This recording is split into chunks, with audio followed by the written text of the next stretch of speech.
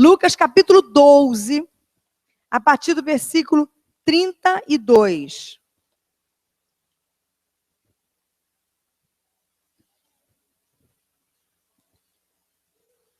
Do versículo 32 ao versículo 40 de Lucas, capítulo 12.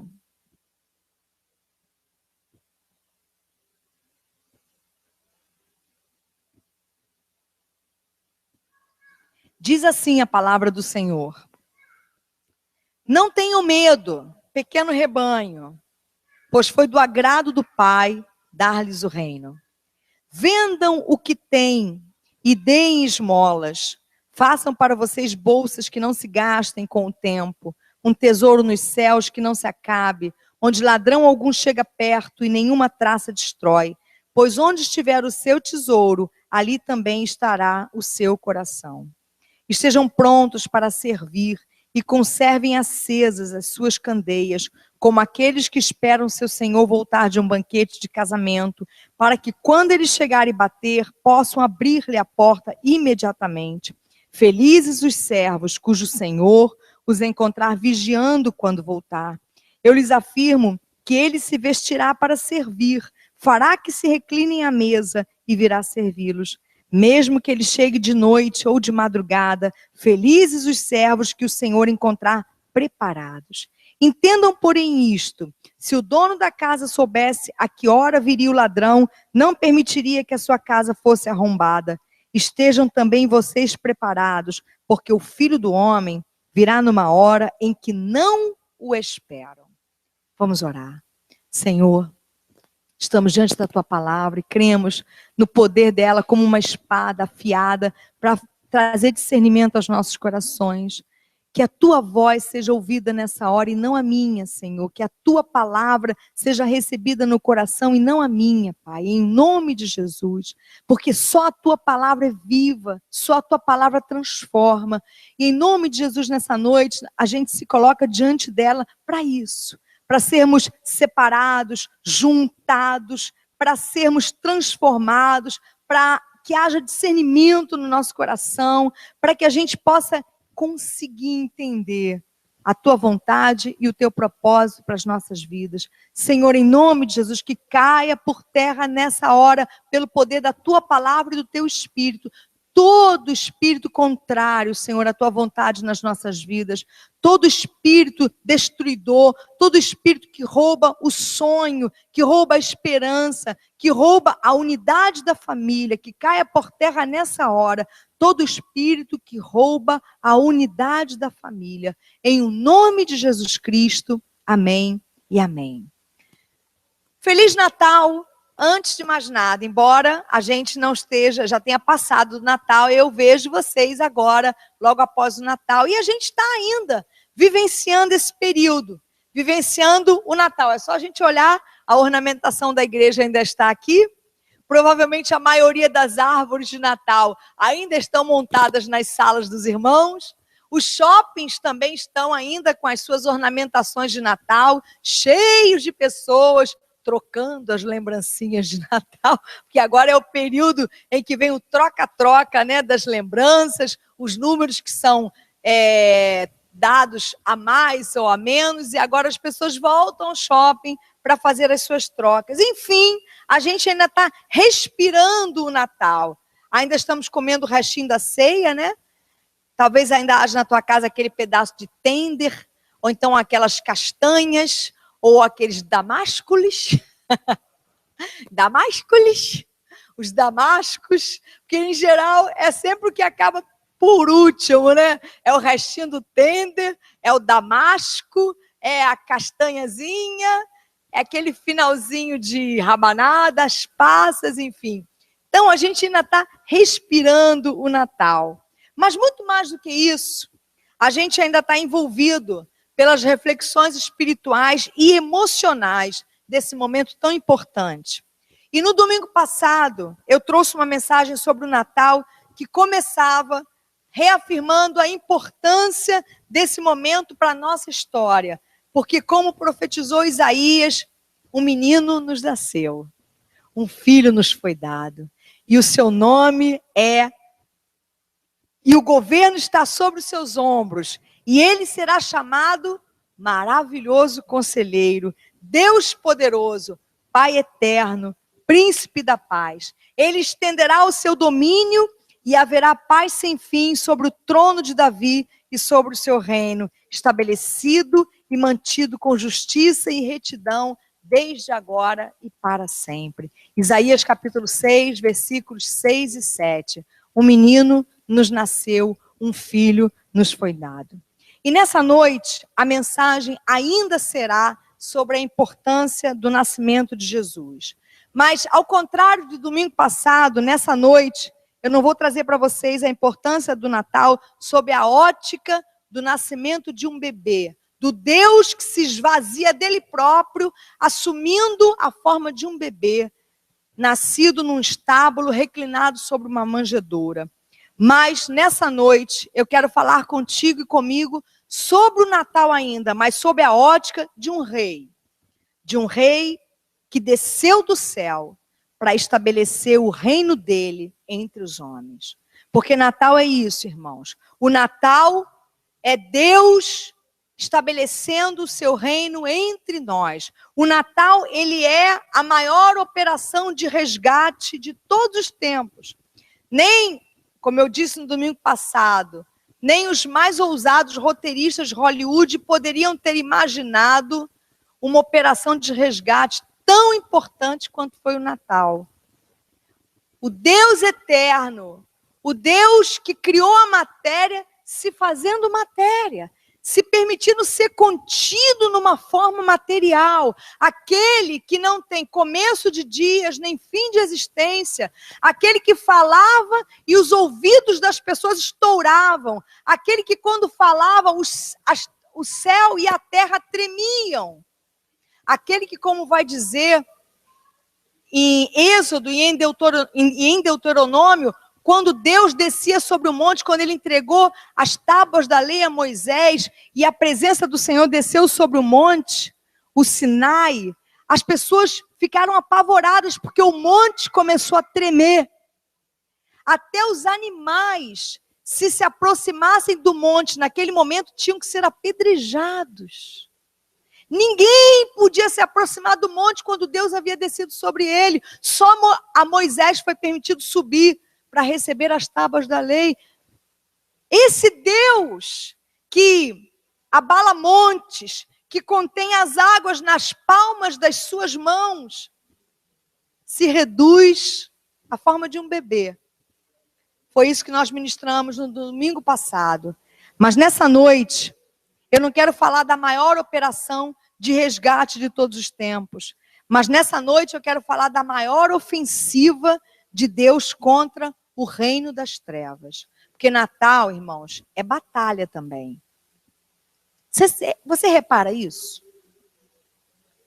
Você repara a luta espiritual que se forma em torno dessa data? Eu vejo muito nas famílias isso, nos casamentos. Em como há uma atuação poderosa do diabo sobre as famílias, porque o diabo tem sede de sangue nessa época. Ele quer matar. Ele não pode mais matar o menino, aleluia, porque o menino cresceu, se fez homem, subiu numa cruz e nos salvou pelo seu sacrifício. Mas ele ainda continua tentando matar os inocentes. Ele ainda continua tentando destruir.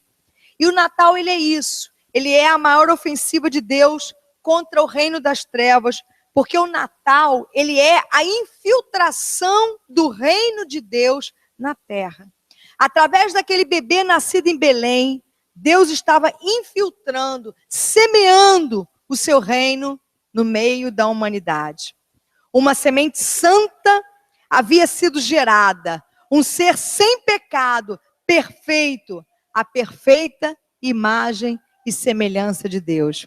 Por exemplo, a gente vê exatamente agora, nós estamos aqui ouvindo uma mensagem no meio do barulho, no meio desse som contrário, contraditório. E assim o reino de Deus, O reino de Deus é uma semente encravada no meio das trevas.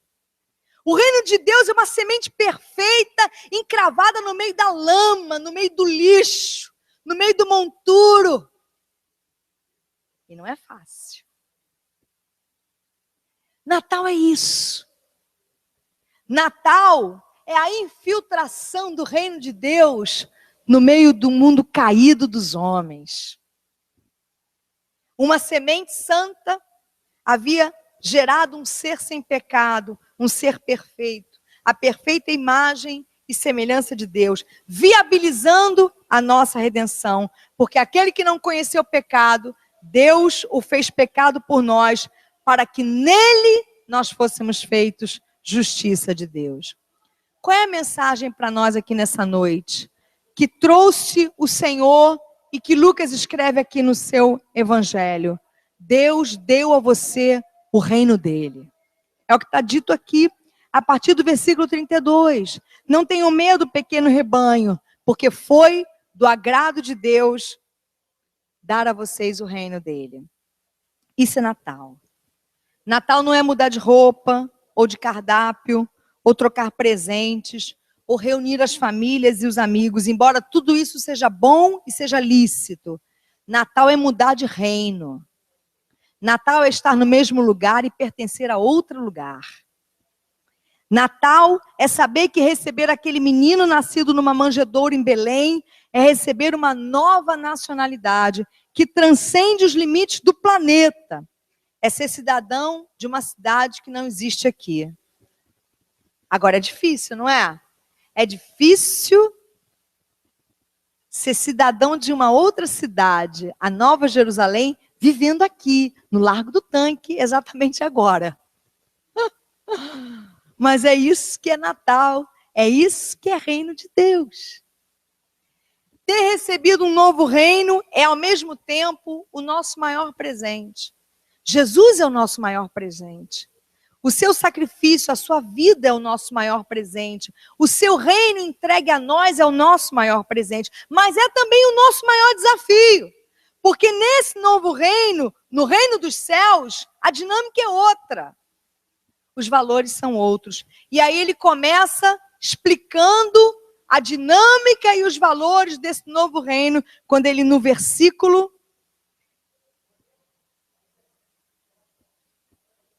33, ele diz assim: vendam o que têm e deem esmolas. Você já ouviu alguma mensagem sobre esse texto? Hã? Só a primeira parte. Você já ouviu assim: vendam o que vocês têm e deem para a igreja. Ah, isso vocês ouviram, não viram? Aham. Vocês já ouviram assim: vendam o carro de vocês e deem para a igreja. Isso vocês já ouviram. Vendam a casa de vocês e deem para a igreja. Vendam o apartamento de vocês e deem para a igreja.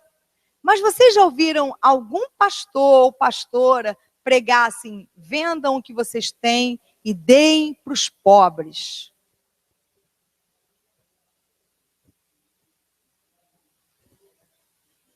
Eu nunca ouvi uma mensagem nesse texto.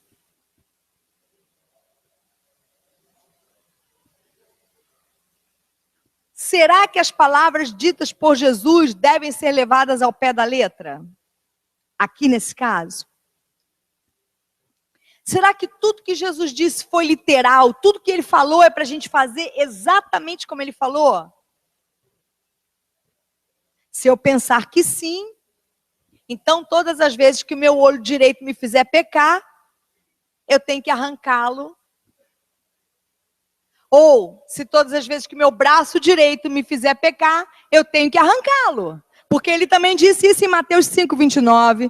Se o teu olho direito te faz pecar, arranca-o e lança fora. Se o teu braço direito te faz pecar, arranca-o e lança-o fora. Porque é melhor você chegar sem isso no reino dos céus do que ter o teu corpo todo lançado no inferno.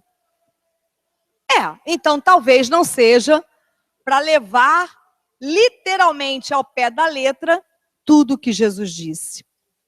Em contrapartida, a primeira igreja, aquela constituída pelos primeiros discípulos, pelos apóstolos, levou isso aqui ao pé da letra. Eles fizeram isso. Eles acreditaram que deveriam levar essa palavra ao pé da letra. E eles fizeram a maior revolução econômica e social registrada na história.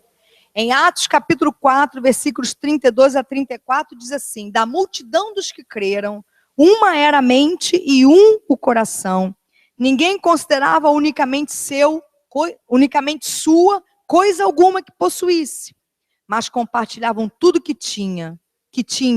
Não havia pessoas necessitadas entre eles. A primeira igreja levou isso ao pé da letra. O que eu quero dizer com isso? Eu não sei se é para levar ao pé da letra ou não. Eu deixo a critério de cada um de vocês. Eu deixo a meu critério.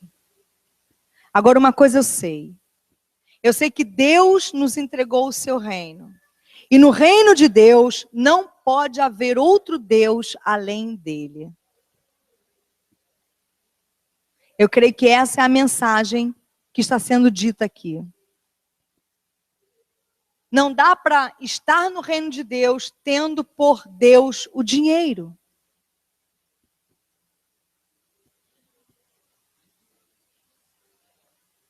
Há um autor evangélico que diz acreditar que a única maneira da gente vencer o poder do dinheiro na nossa vida é a gente profanando o poder do dinheiro na nossa vida. Porque era assim que no passado os ídolos eram vencidos. Lembram quando uma nação subjugava a outra? O que ela fazia? Por exemplo, no ano 70, o general Tito, ele marchou, general romano, sobre a cidade de Jerusalém, que já era dominada por eles, mas naquele ano eles marcharam sobre a cidade e eles destruíram o templo. E eles quebraram e saquearam tudo que havia lá dentro. No Velho Testamento há episódios de reis que chegavam em Jerusalém, entravam no templo e pegavam as coisas sagradas do Senhor e faziam o que com elas? Levavam para as suas terras, colocavam dentro dos templos dos seus deuses, profanando os objetos sagrados de Deus.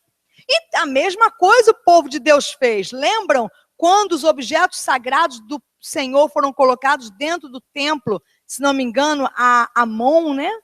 E aquela estátua caiu. No dia seguinte, a estátua foi encontrada caída com o rosto no chão. Ou seja, quando uma nação subjugava a outra, uma das coisas que eles faziam era isso. Eles profanavam os ídolos daquelas nações que eles haviam subjugado. Por quê? Para tirar o poder daquilo sobre as pessoas. Por isso esse autor acredita que a única forma da gente vencer o poder do dinheiro na nossa vida é profanando ele, como se ele fosse um ídolo. Talvez essa tenha sido a ideia de Jesus ao dizer: peguem o que vocês têm e vendam e deem aos pobres, profanem o dinheiro de vocês, quebrem esse ídolo na vida de vocês, deem uma paulada nisso, porque fazer isso, alguém aqui já fez isso? Incluindo eu?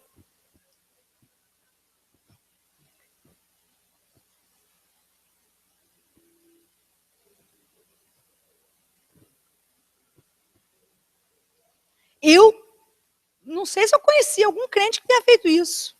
Eu já dei muita coisa para a igreja.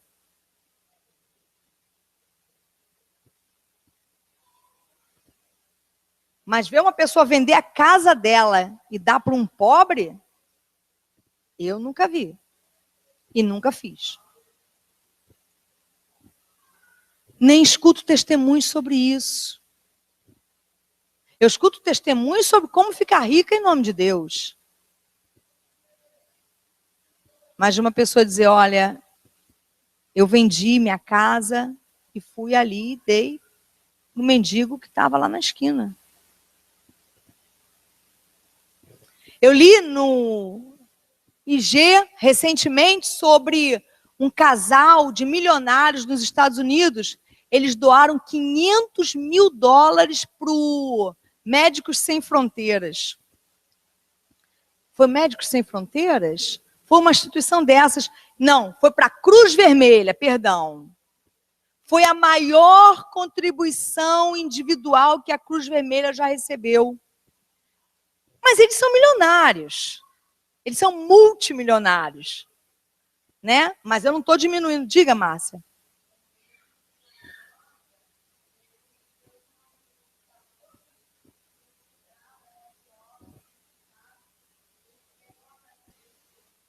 Glória a Deus. Glória a Deus. Ele é cristão? Glória a Deus.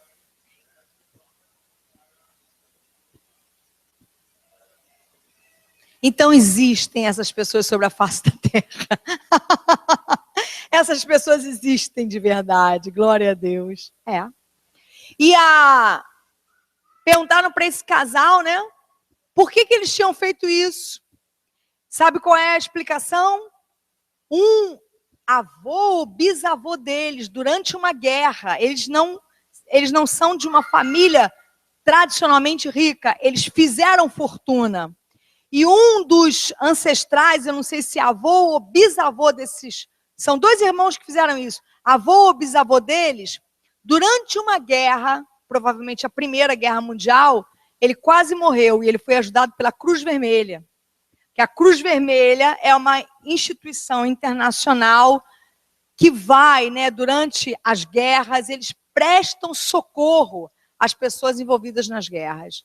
E o avô, o bisavô desses irmãos tinha sido ajudado por pessoas da Cruz Vermelha, e então eles tiveram esse desejo. Nesse ano de 2015, doaram $500 mil à Cruz Vermelha. E é uma forma de você profanar o teu dinheiro, sim. De você dizer, isso não vai me dominar. Natal é isso. Natal é receber um reino onde só tem um Deus. Ou é o Deus, Jesus, ou é o dinheiro. E aí a gente tem que trazer isso para a gente e dizer em que nível, né? Porque a idolatria, ela tem níveis. Não tem? Há pessoas que são fanáticas por um ídolo. Há pessoas que são meio fanáticas. Há pessoas que são um pouquinho fanáticas. Mas é um ídolo e está dominando de qualquer maneira. A gente precisa avaliar e se perguntar, em algum nível, eu idolatro o dinheiro? Vendam o que vocês têm e deem esmolas aos pobres. Libertem-se do poder do dinheiro. Encontre uma maneira de profanar o poder do dinheiro sobre a sua vida.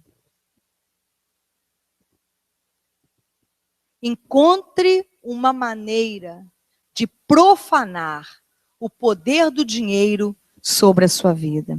E aí ele continua dizendo, esse rei que veio para estabelecer o reino dos céus entre nós, ele continua dizendo no versículo 35, e só são duas coisas nesse texto, duas características desse reino que ele estabeleceu com a sua vida e com o seu sacrifício. Ele disse, versículo 35, estejam prontos para servir e conservem acesas as suas candeias. Essa é a frase. Estejam prontos para servir. É outra coisa que a gente vê pouco na igreja. A prontidão para o serviço.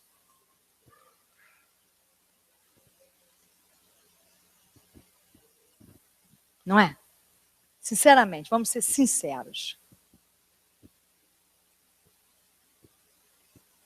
Muitas vezes, a maioria das pessoas ficam esperando por aquele que vai colocar a mão na toalha.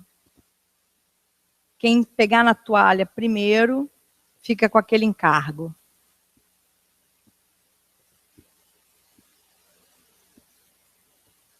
Quando Jesus falou isso, o Senhor revela uma característica do seu reino, que é, na verdade, mais do que uma característica, é uma postura. Não se trata de servir por servir. Se trata de uma postura de serviço. Ele está falando de um coração inclinado ao serviço. Ele está falando de uma disposição de alma, a disposição de servir, de estar disponível. E ele usa uma parábola para explicar essa disponibilidade. Ele fala de um servo que está esperando o seu senhor voltar de um banquete de casamento. E a despeito do sono e do cansaço, ele se mantém acordado para abrir a porta para o seu senhor. Sinceramente, irmãos, nós que herdamos o reino, guarde essa palavra, porque essa palavra é uma palavra profética para essa igreja. Nós herdamos um reino inabalável. Ainda existe em nós essa disponibilidade de abrir a porta para Deus, que é, na verdade, abrir a porta para o outro. Porque nós servimos a Deus quando servimos o outro.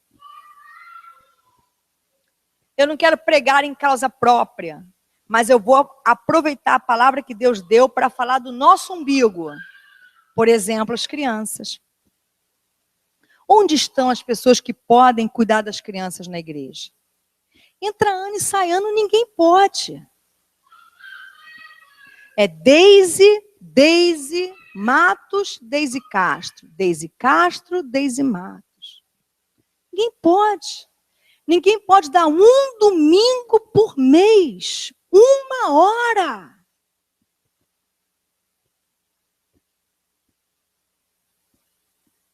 Gente, cadê a nossa prontidão? Onde estão os professores? É Deise, Elias e Marco. Deise, Elias e Marco. Deise, Elias e Marco. Pode dar 1 hora.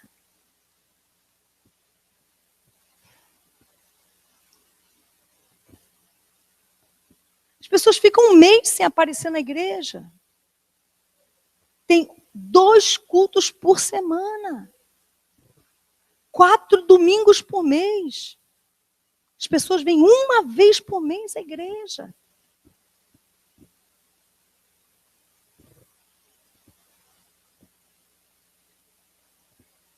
Felizes aqueles que o Senhor encontrar vigiando quando Ele voltar. Tem uma cantina lá atrás. É Márcia, Maguilene e seu Evandro. Márcia, Maguilene. Entra ano e sai ano.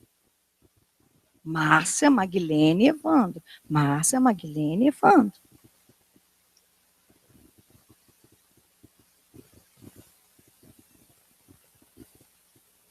O que falta? Disponibilidade para o serviço. Prontidão. Porque se cada um fizer um pouquinho, fica pesado para ninguém. Mas entra ano e sai ano, a gente vem aqui e faz um clamor. Por favor, irmãos, estamos precisando de irmãs e irmãos para ajudar com as crianças, para ficar no domingo 1 horinha lá em cima, cuidando das crianças. Ninguém se prontifica.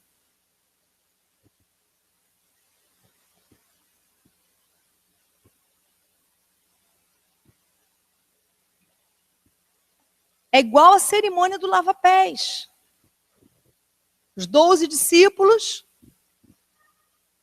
um olhando para o outro. Quem vai pegar na toalha? Alguém tem que lavar os pés dos outros. É parte do programa. É o ritual. Tem que ser feito dessa maneira.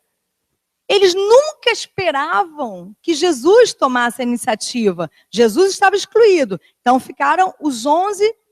Eu acho que Judas já tinha saído também, né? Se não me falha a memória, ele estava, não lembro, ele estava ainda, né? Os 11 olhando uns para os outros. Quem vai pegar na toalha? Por que eles não fizeram isso? Porque o primeiro que pegasse na toalha ficaria identificado, marcado como sendo o menor. Porque esse era o serviço do menor. Então, eles ficaram na deles. Aí, sabe o que aconteceu? Eles ficaram constrangidos, porque Jesus foi lá e pegou a toalha. Que vergonha. Constrangimento. Porque constrangimento é o que a gente colhe com a falta de prontidão. Constrangimento.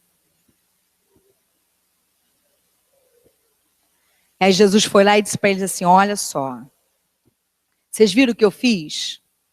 Se vocês dizem que eu sou senhor e mestre, eu faço isso, muito mais vocês.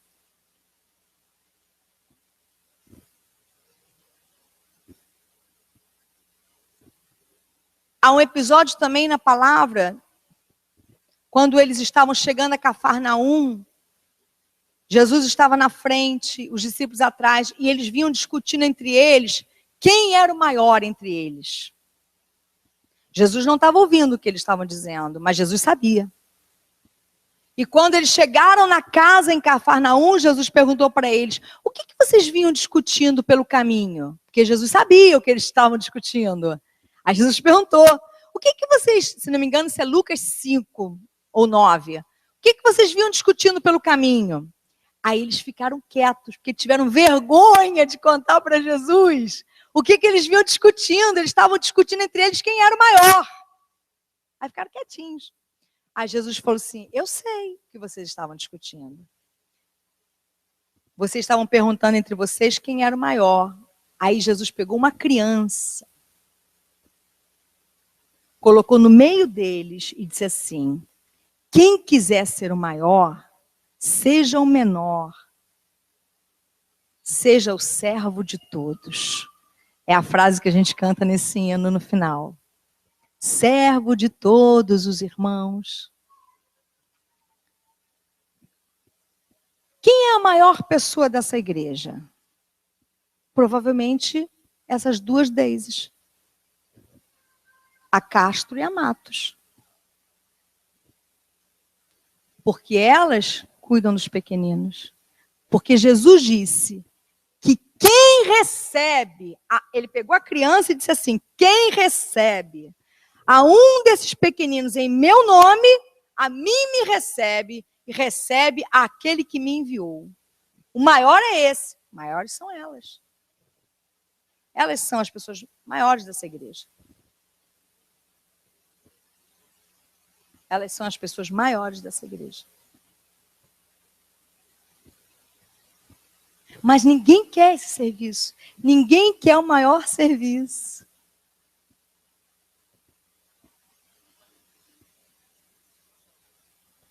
Ninguém quer o maior serviço. Por quê? Porque é maior para Deus, mas não é maior para os homens. Vocês pensam que maior é o que eu estou fazendo aqui agora? Porque para os homens é isso que é maior, mas não é. Maior é quando eu chego aqui às 7 horas, às 8 horas da noite, digo assim, agora quem vai sair com as crianças? Aí aquelas duas guerreiras levantam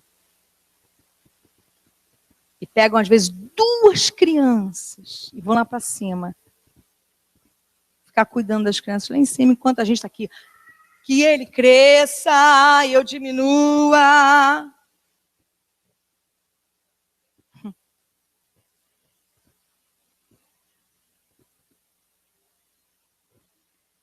Não estou diminuindo o serviço de ninguém.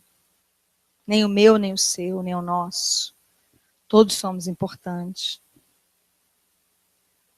Mas, gente, pelo amor de Deus, né?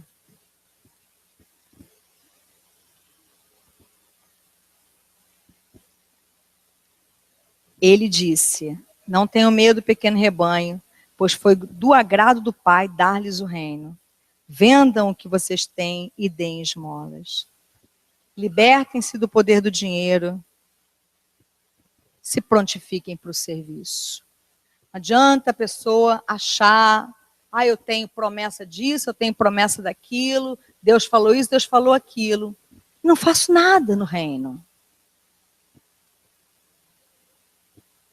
Não faço nada no reino.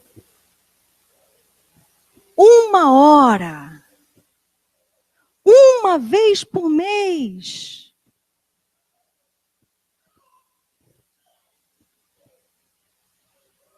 É muito.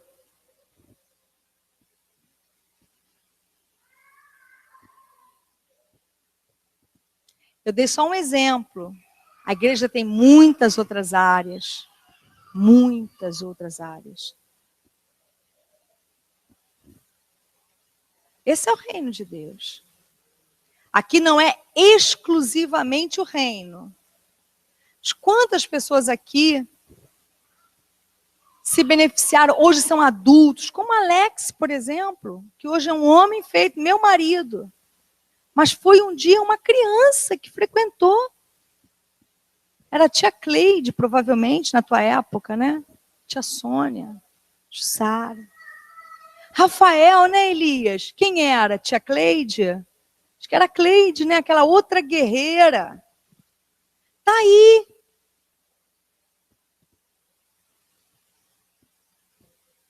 Quando nós ouvíamos a palavra e cantávamos, elas cuidavam, ensinavam, oravam, tomavam conta. Isso é tão importante. Eu acho que eu vou ler o texto para a gente terminar. Deixa eu achar, eu acho que é Lucas 9. Por favor, me ajudem a encontrar. Será que eu encontro? Ah, encontrei. Lucas 9, versículo 46. Quem será o maior?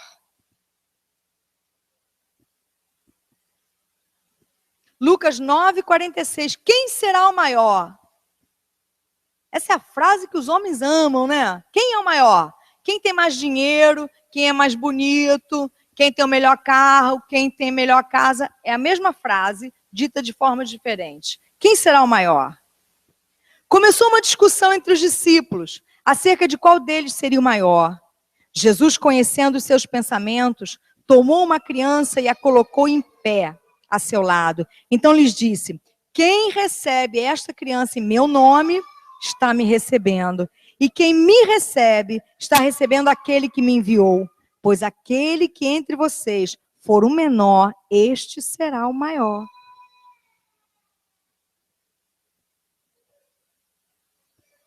Essa é a resposta de Deus. Quem é o maior? Quem se fizer menor. Esse é o maior. O maior é o que se esvazia. É o que faz esses serviços que ninguém vê. Culto da hora nona. Sábado, 3 da tarde. Estão aqui os irmãos orando. Eu mesma disse a eles, olha, eu não vou frequentar com assiduidade o culto da hora nona, porque hoje eu separei para mim pelo menos o sábado. Eu estou na igreja todos os dias. Eu só deixo de vir a um domingo se eu estiver doente. E quando eu tiro as minhas férias. Porque para mim foi uma honra o que ele me concedeu. Um privilégio que eu nunca serei suficientemente, nunca conseguirei retribuir suficientemente. Foi uma honra. É uma honra. Mas, e quanto a nós, que às vezes vamos à igreja de 3 em 3 domingos, por que não podemos estar no culto da hora nona? Quem sabe naquela tarde Deus poderá nos usar para abençoar a vida de alguém. Para abraçar, para orar, para amar, para dar uma carona. Às vezes você dá uma carona para uma pessoa que vai ser curada naquele dia. Você contribuiu. Um dia o Dudu, meu irmão, que voltou para o Senhor, veio aqui a um culto, era uma sexta-feira de oração. E estávamos aqui dentro, o Dudu ficou do lado de fora. Era um culto de oração numa sexta-feira, né, Dudu? A Ilka estava aqui, não sei se era a Ilka que dirigia, se era o pastor Ai, eu não me lembro. Mas, enfim, o Dudu ficou do lado de fora e nós ficamos aqui dentro orando. E lá fora, posso contar, Dudu? O Dudu, no coração dele, ele falou com Deus. Ah, tá vendo, Deus? Olha como é que são os crentes. Ele pensou isso. Ó, eu tô aqui fora, ninguém nem vem falar comigo. Não foi assim que você falou?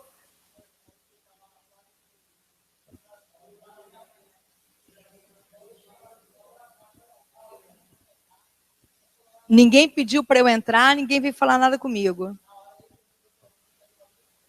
A Ilka saiu daqui, foi lá fora, levada pelo Espírito do Senhor, virou para ele e falou assim: você está aí fora porque você quer, o seu lugar é aqui dentro.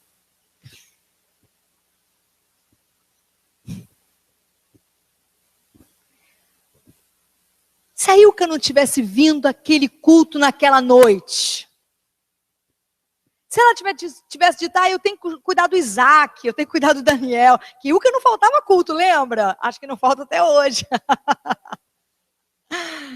Mas se naquela noite ela tivesse dito, eu acho que hoje eu vou cuidar do Daniel, vou ver o The Voices Brasil, é a final do The Voices.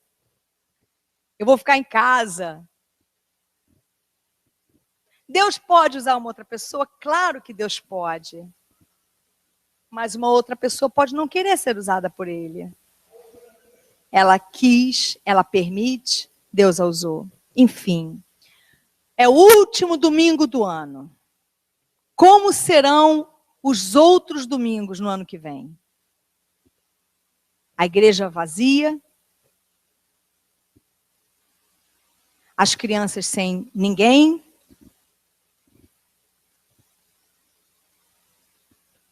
para tomar conta, para orientar. Os mesmos músicos sempre, coitados, levando ali o piano nas costas, cantando e tocando a bateria ao mesmo tempo. Pensa que é fácil? Cantar e tocar a bateria ao mesmo tempo? Ah, não tem mais músico? Ninguém foi chamado para fazer isso?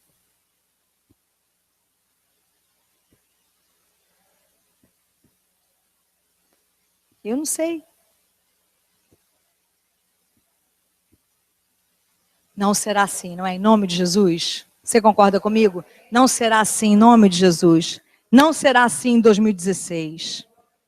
Em 2016, haverá em nossos corações prontidão para o serviço, amém? Em 2016, haverá em nossos corações um único Deus, o Senhor, que não pede muito, que na verdade não pede quase nada, talvez seja por isso, né? Talvez seja por isso, ele pede tão pouco, que nem um pouco a gente consegue dar para ele. Mas talvez ele tirasse o nosso couro, como fazem outros. Aí talvez a gente desse o nosso couro para ele. Mas ele pede tão pouco. Uma vez por semana, nos reunirmos para servirmos uns aos outros.